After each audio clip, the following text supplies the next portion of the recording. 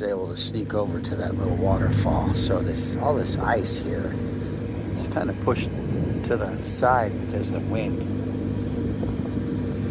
This wind is kind of pushing me there too. Back up.